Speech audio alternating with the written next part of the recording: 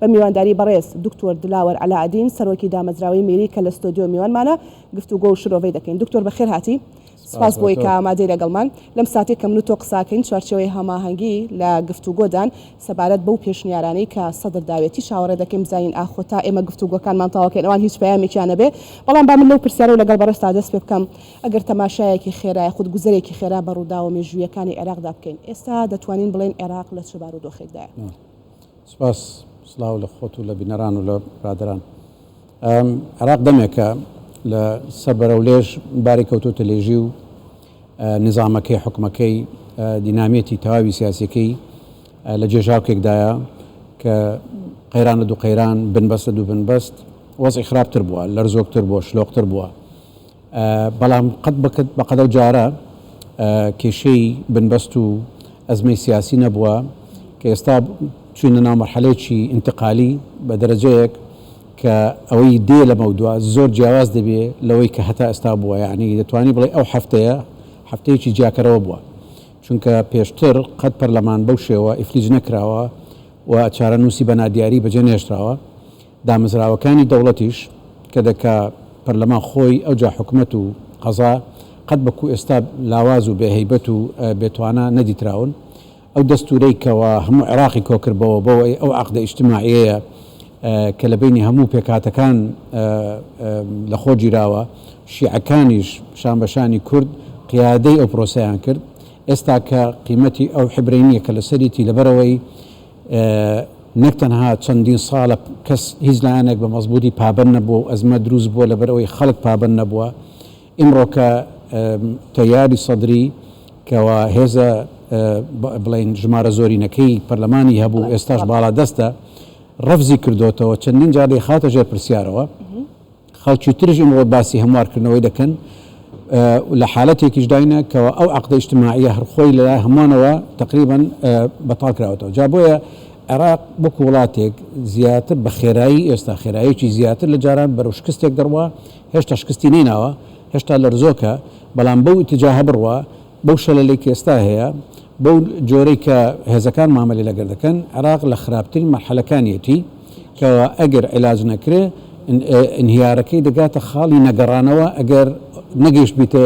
ئێستا بۆ خاڵی زۆر باشە. هەڵبەت من ئەم شەو لەم بەرنامەیەدا دکتۆر پێمان خۆشە زیاتر لەسەر ڕێگە چارەکان قسە بکەین، بەڵام بەپێی ئەو خوێندنەوەی بەڕێزت و ئەگەر بەڕەچاوکردنی مێژووی درێژی پڕناکۆکی سیاسی لە عێراقدا، ینی بۆ خۆتان نەزانن ناکۆکی و ململانیە سیاسیەکان، مەسەبیەکان، سەربازیەکان زۆر بۆ لە عێراقدا، ئەتوانین بڵین یاخود پێشبینی ئەوواکرێ عێراق بەرەو شەڕی ناوخۆ هەنگاو بنێ؟ شەڕی ناوخۆ بەمەعنا گشتگیرەکەی بە معنای هەڵتەکاندنی بنەمای وڵاتەکە دوورە، بەڵام جەوەکەمە بەسمان لایانی شیعی بێ. خۆی لایانی شیعی هەموو جهتێکی چەکدار مەرجەعێکی سیاسی هەیە. چەک بەڕەڵا نییە بەو شێوەی خەڵک تەسەوری دەکا. ئەوانەی کە چەکدارن یان لە ژێر ئیتارن کە مەرجەعی سیاسیان هەیە بە قسەیران دەکەن و لەژێر فەرماندەیانن یان بەش سەدرەکانن ویان غیری ئەوانن لە شوێنی ترنەوە ناحکومیەکان ئەوی ترش حکومیە، مەسەلا حتا مەرجەعیەتی نەجەف و عەتەبەکان هەیەنە. ئێستا جەوێکی توندوتیژی و مەشحون دروست بووە، مەسلحەکانی کە شەڕی لەسەر دەکەن جیاوازیەکانی بینیان ململانەکان زۆر لە ئاستێکی بەرزدانە و لە ئاستی شەقامدا و لە ئاستی بەرژەوەندی ناو شارەکاندا تێکەڵاویی یەکجار زۆر هەیە، بۆیە جەوەکە لەبارە بۆی فتیلەکە لە شوێنێک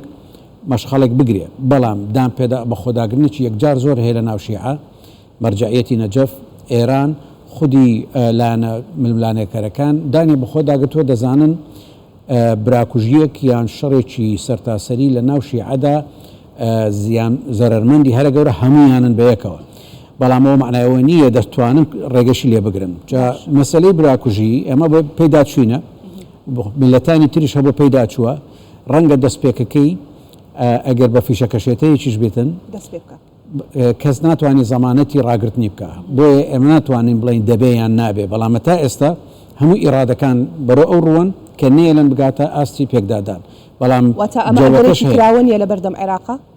ئەوە هەبوو دەم هەبووە، چەندین ساڵە هەبووە، بەڵام نەقەوماوە، بەس بە دووری مەزانە ئەو جۆرە سەرکەشیانەی کە ئێستا دەیان بینین ئەو جۆرە ململانەیە و لە ناو کۆمەلگایەکدا کە یاسا سەروەرنیە کە هیچ مؤسسەیەکی ئەو وڵاتە توانای ئەوەی نییە ڕێگری بکە لە پێکدادان کە سیلاحیش لە ناو حکوومەت چۆتە دەرەوە ئەوانەی کە ئێستش کە بەرامبەریە گۆستاون و لە وڵاتێکدا کە قانون تێدا سەروەر نییە هێزەکانی لە هێزی دەوڵەتیش بە قووەترە بۆیە هەموو وەختە قابلی ئەوەیە بتەقیتەوە هەروەکو چۆن لە کوردستانیش عینیشت هێزەکانمان سەر بە مەراجعی سیاسی خۆیان بوون حزبەکان خۆیان بڕیاردەری گەورە بوون لە سەریان بەڵام لە دەستیان دەرچوو لە عێراقیش خۆ ممکنە لە دەستیان دەرچی بەڵام ئەمە هەموو لایەک هیوادارین کەەوە ئەو شتە ڕوونەدا چونکە هەموو تێدا زەرمەند دەبین باسی ئێرانت کرد لە قسەکان تا دکتۆر ڕۆڵی وڵاتانی ئیقلیمی چۆن هەڵەسەنگێنن و بە تایبەت هاوکێشە و دەوڵەتەکانیش بۆ خۆتان نەزان کە ئێستا ینی گرژی و ئاڵۆزێکی زۆر لە جیهانە هاتۆتە کارەوە بە تایبەت لە دوای جەنگی رووسیا و ئۆکرانیا و بە تایبەت پێم خۆشە باسی ڕۆڵی وڵاتانی ئیقلیمی بکەی بە دیاریکراوی ئێران باڵێ خۆی لە هەموو وڵاتێک زیاتر ئێران نزیکە لە ڕوودا و هەژمونی هەیە بەسەر پرۆسەی بڕیاردان لە عێراق توانای نێوەنگیری هەیە و توانای ڕازیکردنی لایەنەکانی هەیە توانای زەختکردنە سەر لایەنەکانیشی هەیە توانای ئەوەی هەیە کە ڕووداوەکان بەرەو پێشەوە بە بەرژەوەندی کام ڕۆڵاگێڕێ دکتۆر جارێ زۆر بە نەرمی زۆر بە هادئی لە پەنای بڵین پەردەکانەوە هانی لایەنێک دەدا کە دام بە خۆی دابگری و ڕوتەکەی سیاسەتەکەی بەتجاه بە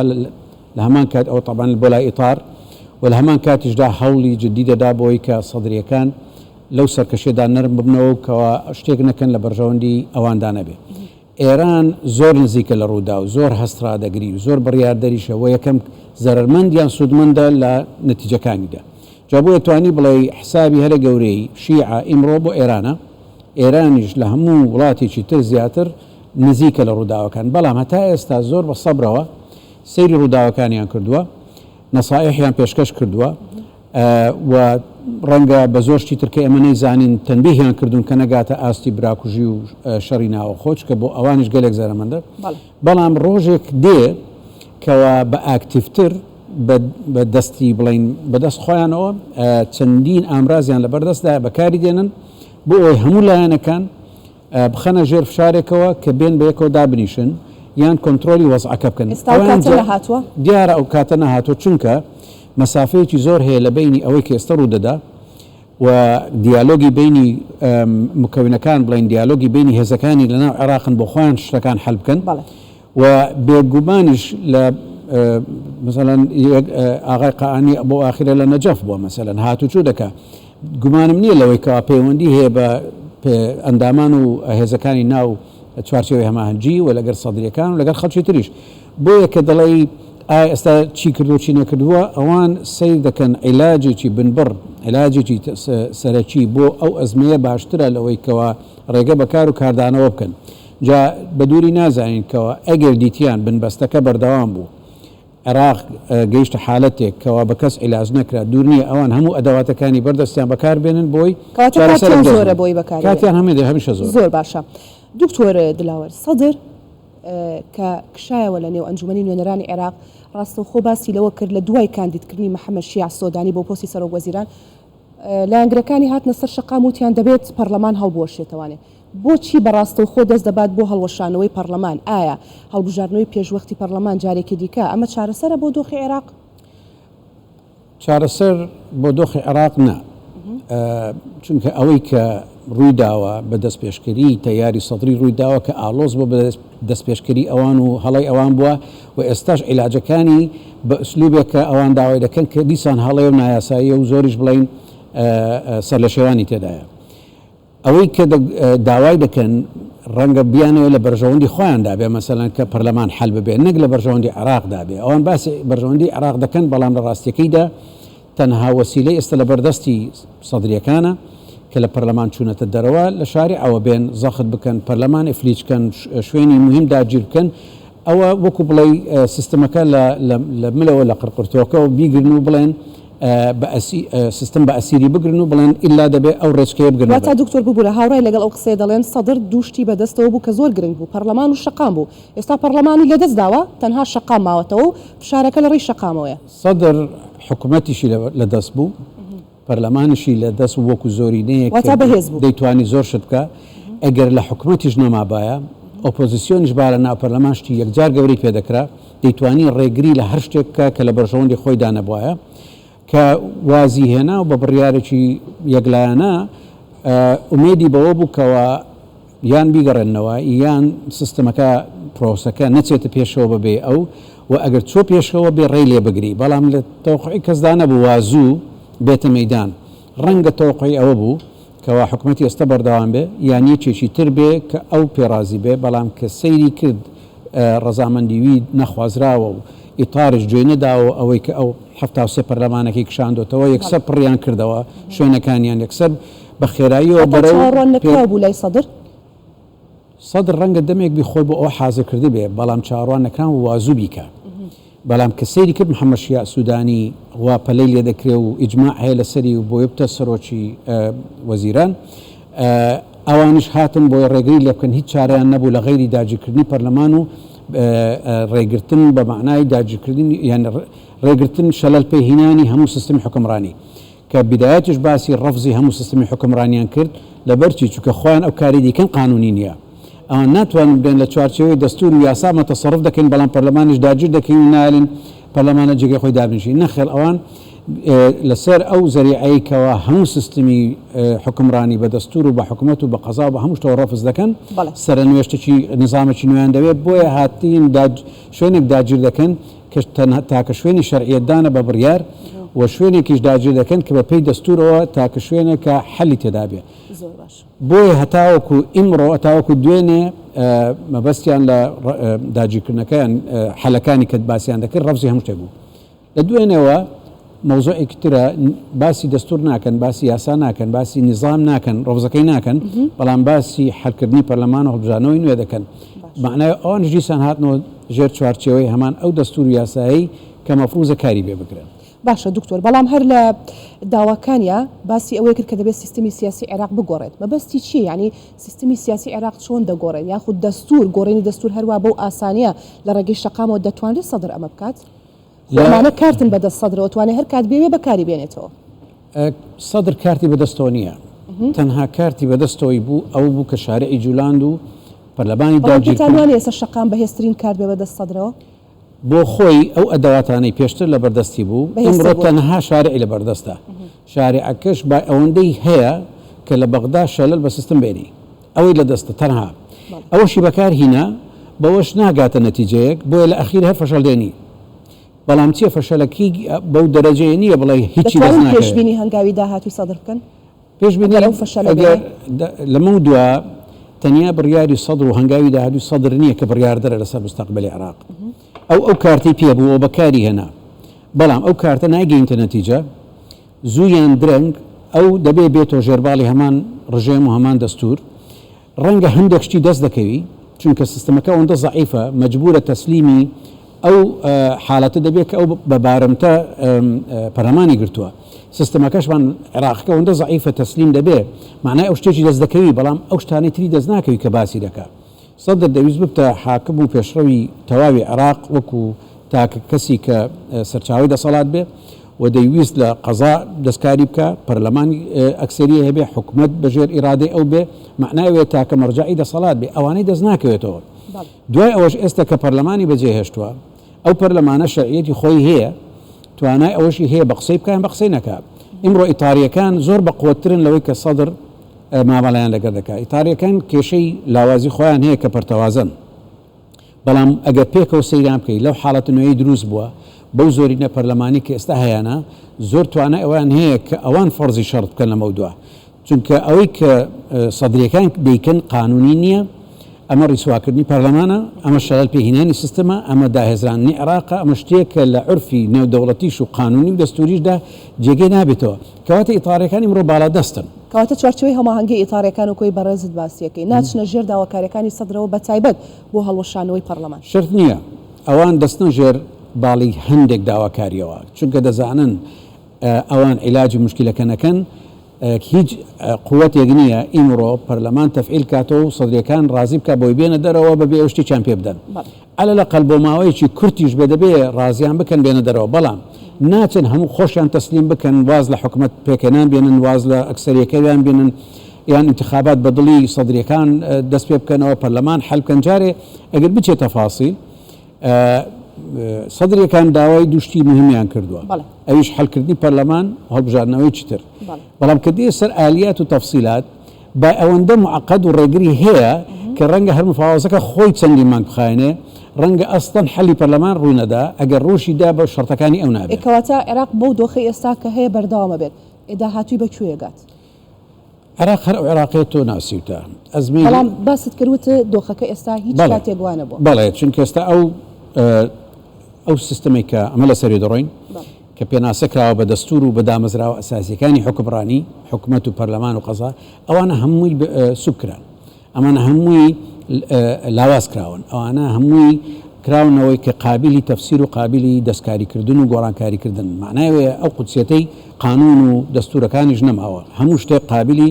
بڕیاردانە ئێستا ئێمڕۆ ئەوەی کە پێویستە اتفاقی سیاسی گەورەیە لە بینی سەرچاوەکانی دەسەڵات و بڕیاردان معنی هێزە سیاسی گەورەکان بگەن بە اتفاق ئەوی تر دروست دەبێت ئەو عێراقی ئیمڕۆ لە ئەزمەی لەوەش خراپتر تێپەڕیوە و هەر عێراقش ماوەتەوە ئێمە با وانەزانین کە ئەو ئەزمەیە کۆتایی بە عێراق دێنێ نەخێر عێراق هەر ئەو عێراقەیە بەڵام جاران کە کەس احترامی دەستوری نەدەگرت باسییان نەدەکرد ئیمڕۆ کەس احترامی دەستور ناگری بە دەرکەوتووە یعنی سەدر دەتوانی بریتیاری سەدری لاوازیەکانی عێراقی کەشف کرد کەم تەرخەمیەکان و لاوازیەکانی تەواوی ئەو شەریحەیە کە ئیمڕۆ حکمڕانە بە دەری خست دەریشی خستکەوە ئەو سیستمەیکەوە دەوڵەت لاوااستر بێت لە نادەوڵەت ئەوەی کە قانون سەروەر نییە ئەوەی کە حکوومەت کارانیە لە ڕازیکردنی هاوڵاتی ئەوە بەردەوام دەبێت هەتاوە کۆزعەکە ئەوها بێ جا بۆیە ئەوەی کە سەدری ناوێتی ئێمە گەیاندە مەرحەلەیەکی نوێ کە بە مەکشوفی ئەو عێراقی بەدەرخست کە لەرزۆچیەکەی بەردەوام و بەرەو فەشەلیش دێ ئەگەر بێت و عیلاج ناکرێت عیلاجی لە دەستی کەسیان نییە باشە کەواتە تۆ بە قسەکان تا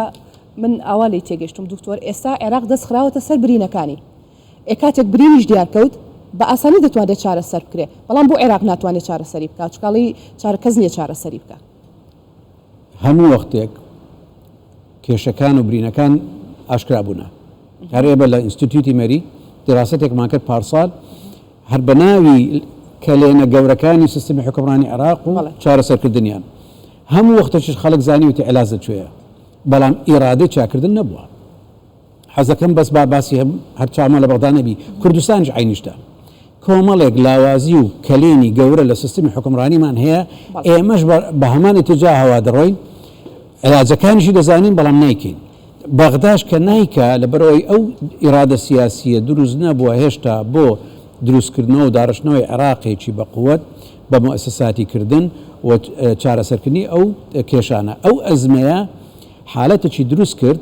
کەوە حالەتی فریاکەوتنی دروست کرد حالەتی دروست کرد بە بیری هەمووانی هیناوە کە ئەو عێراقە ئەگەر چانەکرێ بەرەو فەشەل دەچی بەڵام معنای ئەوەی ئیرادەی دروستکردنی چاکردی لێ دروست بۆتەوە نەخێر هەروە بە بیرمان دێنەوە کە عێراق بەرەو کێشە و ئەزمە و هەردێر دەڕوا بەڵام لە هەمان کەچ بە بیرمان دێنەوە کە ئیرادەی چاکردنی لە ئارەدا نییە دکتۆر دلاوەر باسی کوردە کرد کە ئێمەش کۆمەڵێک کێشە و گرفتمان هەیە بەڵام با ئێمە بیبەستینەوە بە عێراقەوە ئێستا عێراق کەوتۆتە ئەو دۆخەی کە ئەوە بەڕێزت خوێندنەوەت بۆ کرد و هەمووان دەزانین کەواتە کورد دەبێت چۆن مامەڵە لەگەڵ ئەو دۆخی ئێستای عێراق بکە ئایا هیچ دەرفەتێک بۆ کورد لەبەر دەستە بتوانێت ئەو هەلە بقۆزێتەوە بۆ خۆی و خۆی بەهێزکات لە عێراق چونکە زۆر باز لە لاوازی کورد دەکرێت لە عێراقدا جارە شتێک نییە بە ناوی برەی کورد چی بکە چونکە کورد یەک جیهەد نییە و یەکێکیش دەتوانێت دەرفەتی بەغدا بقۆزێتەوە کە خۆی لە ناماڵدا متفق بی ڕوئیای پێکەوە بی ڕێککەوتە بن کە لە بەغدا چۆن مامەڵە لەگەر دەسەڵات و مفاوەزە و دەرفەتەکان بکەن ئەو ئەزمەی بەغدا دەرفەتیش لەگەر خۆی دێنی خەتەریش لەگەر خۆی دێنی ئەو لایەنی کوردی هەتا ئێستا چۆن مامەڵی کردووە لەگەر بەغدا نە دەرفەتەکانی پێدەقۆزرێتەوە نەخۆشی پێدەپارێزر لە هەڕەشەکان بۆیە دەبێت لایەنی کوردی یەکەم پرسیارەوەی بکەن ئایا با ئەوەندەمان کردووە لە ناو ماڵ ڕێککەوین بە ڕوئیایەکی پێکەوەیی بە ئیتفاق و بە سیاسەتێکی ئامانجی بچین لە بەغدا ببینە لاعیبێک کەوە دیوی شیعە دیوی سونە هەمووی پەنا بۆ کورد ببن بۆی کە فریانکەین کێشەی عێراق هەڵکەین کورد نەیتوانێت ئەمە بکات نەیتوانیوە جا هەندێکی کردووە هەندێکی نەکردووە هەتا ڕادەیەکتوانیوەتی ئەوە بەش ناکە ئاستی مەسئولیەتەکە ئاستی خەتەریەکە ئاستی تەحەداکە گەلێک گەورەترە لەوەی کە ئێمە بە پچڕی لێرە شتێکی باش دەکەین و لێرە شتێکمان نەکردووە ئەو مەسئولیەتە ئەو مەرحەلەیە بۆ قۆستنەوەی دەرفەت و دوورکەوتنەوە ڕاشەشتی ئیتفاقی گەرێک گەوری ئستراتیجی دەوێت کە ئێستا کورد نەیکردووە لایەنی کوردی خەریکی ئەجندای لاوە چییە سراعی ناوە چییە ڕێککەوتنە لەسەر بەعزە شتی کەوا دەستکەوتە بۆ حزبێک بۆ شتێکی کەم ڕەنگە بۆ کورد باش بیان باش نەبێ کاتێک ڕسمە گەورەکەی لەبییر چۆتەوە بەغدا شتە گەورەکانی ئەوەی لە بەغدا دەقومێ ئاخشتی بیری لێ بکەنەوە لە بەغدا سەرۆکۆماریە سەرۆکۆماری باز دەکرێتکو عزرێک کە بۆ ئەوان کێشەخوان هەل ناکەن کێشەی سەرۆک کۆمار و کێشەکانی کورد لە ناوە خۆیدا لەسەری ناکۆکە کەمترین بابەتن بچووکترین قەزیەنە لە بەغدا ئەزمەکانی گەلک لەوانە گەورەتر واتە کورد کێشە گەورەکەی خۆی بچوو کردوتەوانێت لە شتێکی ئەوەی دەفەرمووی دەڵێ کورد چی بکە یەکەمین وەڵام ئەوەی ئەو شتە نەکا کە ئێستا دەیکا دەبێ ئەو شتە نەکا کە هەتا ئێستا کردویەتی ئەویش ئەوەیە ئەو ژمارە زۆری پەرلەمانتارێکە هەمانە یەکەم جارە لە دوای چەندین ساڵ ئەمە 60 پەرلەمانتارەبان هەبی چەندین ساڵە کە تەبایەکە بی کە لایەنی کوردی لە ناو خۆیدا ئەو کێشانەی نەبی کەەوە هەندە گەورە بن بتوانین لە بەغدا بۆ خۆی ڕابچێشی دەرفەتەکانی بوجە نەفت چاکردنەوەی علاقا چەندین امتیازاتی تری عراقی هەیە کە بۆ کوردی ڕابچێشی هەمووشیان محتاجی ئەو ڕاکێشانەنە کاتێک لەو کاتەدا تەماشا دەکەی خیتابیان تێگەیشتنیان ڕێککەوتنیان هەستی پێ ناکرێت لە بەغدا هەر هەست بە وجودیان ناکرێت ناو بەناو سەفرێک دەکرێت وەفدێک دەچێت بەڵام وەفدی حزبیە نەک کوردیە وەفدەکان بۆ داواکاری قەزەی کوردی نیە بەڵکو داواکاری لایەنەکانە و باس لە پۆستەکان دەکرێت جا بۆیە ئێستا ڕۆژی ئەوەیە بڵین ئەوەی ڕابردوو با لەگەڵ ڕابردوو بڕوە وەک برێ هیچ نەبووە مشکلە نییە لەو نۆمانگ دەمانگەی ڕابردوو دوو حزبە سەرەکیەکە چۆن ئیدارەی سەراعیان کرد مشکلە نییە با ئەو سڵاپەڕێ هەڵدەینەوە ئێستا سەیری بەغدا کە بەغداکی نوێیە تەحەدیەکی نوێیە ئەزمەتی نوێیە دەرفەتی نوێژ دێ لەگەڵ خۆی دێنی با ئەوان لە سەفرەوە دەست پێ بکەین لەسەر لاپەڕەیەکی نوێ دەست پێ بکەین بە شکلێک کەوا بە حەقیقەت هەڕەشەی بەغدامان بۆ نییە لە دەرفەتەکانیشدا هەموو لایەک سودمەند بین ئایا ئێمە لەو مەرحەلەداین ئەمە چۆن نەکرێت دکتۆر گرنگە کە بزانین ئەمە چۆن نەکرێت ئایا بەو بیرکردنەوە کوردستانیانەی کە بەڕێز داماژەی بووەکەی یا بەو بیرکردنەوە حیزبی کە تا ئێستا هەبووە هیچ کەسێک هیچ قائیدێک نییە لە کوردستان بەو شێوە بیر نەکاتەوە بە تەنیا بەڵام کە دێتە سەر ململانی حزبی دێتە سەر ڕێککەوتن دێتە سەر ئاستی بڕیاردان هەر یەکەی بەلای بەرژەوەندی تایبەتی حزبەکەیەوە بیرەکاتەوە دەسەڵات و نفوز و دەستکەوت و شتەکانی تر بۆیە ئەمە مشکلی قەناعەت پێهێنانمان نییە لایەن حزبەکانەوە کە بڵین ئەو شتە بکەن کە باشە چکە لە منوتۆ باشتر دەزانن خبرایان گەلێک زۆرە کە چی باشە بەڵام وەکو بەغدا ئەوانیش ئەو ئیرادەیانە تا ئێستا دیشان نەداوە کە دەیانەوێت بە حەقیقی ناوماڵی هەرێم لە ناو هەرێمدا بەقووەتکەن خەریکی شتە گەورەکان بن کە چوونە بەغدا بە یەک واجهە بە یەک کورد بێزیان نابین لەو دۆخەی عێراق بێگومان بێزیان نابین ئەگەر ئێمە خۆمان لاواز بین پەرتەوازە بین وەختێک ئێمە سودمەند دەبین لە هەر شتێکی کە بەغدا دەرفەتمان بۆ دێنێ ئەویش ئەوێ لە ماڵدا یەک بین تەبابین ڕێککەوین ئیتفاقمانەوی تەبایش معناوی نییە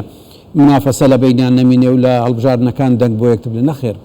باسی تەبایکی سیاسی استقرارێک دەکەی حکمڕانیەک دەکەی کە توێ بەغداش لەوێ خلافەکانن نەبەی بەغدا بۆت حەلکە بەغدا دەنگت بۆ بدات بەغدا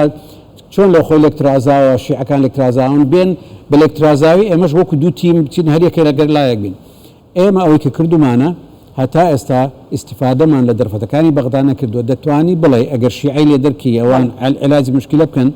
ئێمە سێبین پلەدەین لەوەی کە ئیسیفادەمان کردی چکە سنە زۆر ئێمە زیاتر ئیسیفادەی کردووە ئێمە زۆرترین زەرەرمان ڕەنگە کردووە لەو مامعی لە بەغدا بووە ئیمڕۆ نەبی کە ئێستا شیعەکان لە بین یەکتردا کەوتینە گرژی ئەگەر ئەوان مشکلی خۆیان حەل بکەن لە ناو شیعەکان ڕەنگە کورد زەرەرمەندترین تەبەقە بوویتن لەو سەلایە بەڕێز دکتۆر دلاوەر عەلاءالدین سەرۆکی دامەزراوەی مێری گەلێک سوپاس بۆ شرۆڤەکانت.